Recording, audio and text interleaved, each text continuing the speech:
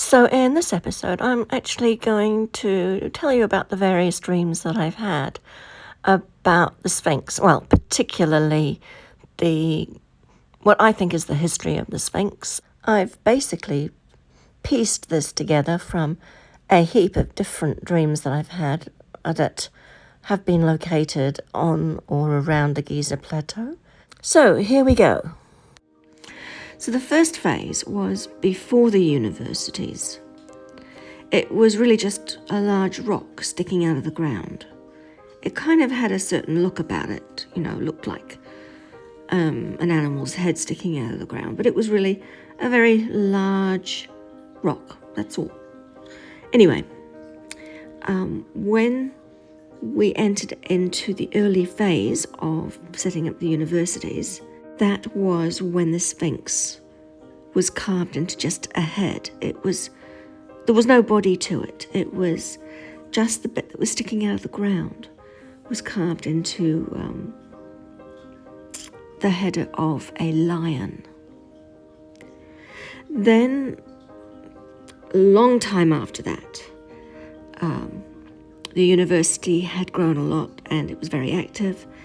And I don't know why, but for some reason, they decided to carve into the bedrock and put a body on the head that everyone loved so much. The university was a great place in those days, and it was pretty much unchanged after that for quite a long time.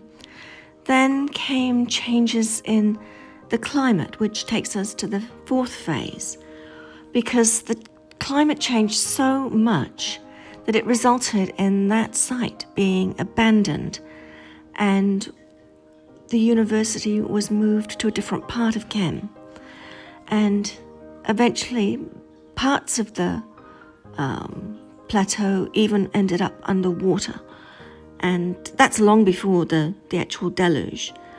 It was just one of those phases that it went through. But because of its location, it was re-established, and this was during the era of Japay. The sixth phase is Kem was selected as a location to hold what I've called the restarter kits for humanity in case of a worldwide disaster. And it was one of many locations. And part of that restarter kit was underneath the Sphinx. Then in phase 7 was the terrible phase, when there was a lot of turmoil in the world with various destructive things happening, and eventually the deluge happened, and most of the sites of Kem were terribly ruined. It was at this time that Atlantis, or Tantal, was wiped off the face of the planet. And most of humanity and most animals were destroyed as well, a lot of them. And so it was what you would call a worldwide disaster. As for Kem, there was still quite clear evidence of civilization. It wasn't destroyed totally like Tantal, and so it was a good place to kind of start up again. And of course, it was one of the locations where things were stored in case this actually ever happened, and obviously it did after the deluge.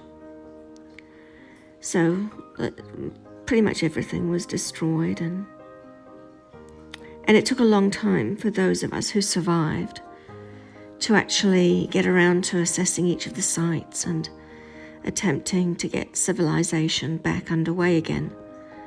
It was kind of a put your own mask on first before you can assist others. But we eventually did get to Kem, and we removed everything that we had left there that we needed to set up civilization again.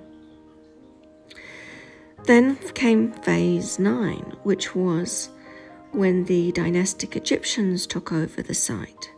I mean, there had been some primitive people in the area for quite a long time, but it wasn't until the pre-dynastic and the dynastic Egyptians took over that they started to take a really strong interest in what we had left behind. And they seriously wanted to make the Sphinx their own.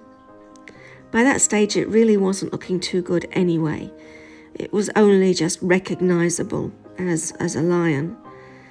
And it had also been covered with sand, and it was in pretty much a bad way. So they dug it out and renovated, and later generations did the same again. It seemed to have gone through a few phases of being left and then being renovated. Obviously, in these different phases, the Sphinx looked very, very different. And after the dynastic Egyptians had done their bit, they took the pretty wrecked-looking lion and they put a human face on it. It looked so different to the way it had looked originally. I mean, it's quite obvious that it's not in its original state. All you have to do is look at the size of the head. Even the front paws, they're an awful lot longer than I ever remember them. Of course, the Egyptian Empire went into decline and the Romans took over, and most of Egypt was left to rack and ruin. And so the Sphinx was once again covered in sand. And I would be very remiss not to mention the phase where people just did bad things to the Sphinx. Treasure hunters who dug passages to try to find treasure or to find out the secrets of the Sphinx. And it's not until relatively recently that we've been treating the Sphinx with the respect that it deserves. It's a beautiful old monument, and it's now being treated in a way that we're trying to preserve it for humanity in the future. Because wouldn't it be really, really terrible if the ravages of time just took it over and it was lost? One could write a whole book on the life of the Sphinx, because, well, it really had many lives, I guess.